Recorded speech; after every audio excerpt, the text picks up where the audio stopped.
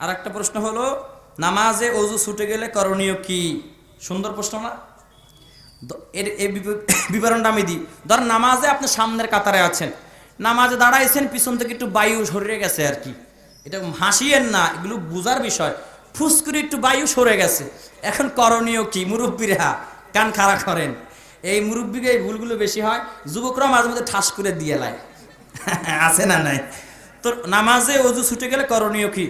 আপনি ধরেন এক রাকাত পড়ার পর অজু ছুটে গেছে, আপনি যদি সামনের কাতারে থাকেন, আপনার নাক চিপে ধরতে হবে, নাক চিপে ধরে সাইড করে বের হয়ে আসতে হবে। আপনাদেরও বুঝতে হবে এই ব্যক্তির অজু ছুটে গেছে, তাই নাক চিপে ধরছে। নাক চিপে ধরার সিগন্যাল হলো যে অজু ছুটে গেছে, একটু হালকা সাইড দিয়ে দেবেন, জানি কেবলার ঠিক থেকে যেন আপনার সিনা ঘুরে না যায়, হালকা সাইড দিয়ে দেবেন, সে বের হয়ে চলে যাবে।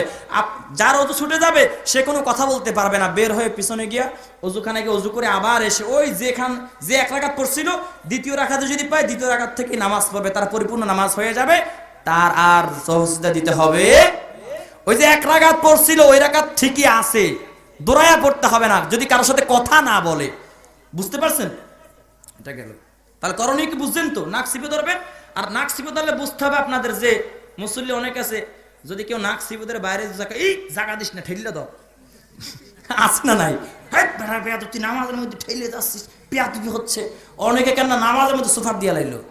এই ভুল কাজ করা যাবে না। বুঝতে হবে যে মাসালা জানতে হবে যে এর অজু নষ্ট হয়েছে, তাই এ সাইড চাচ্ছে।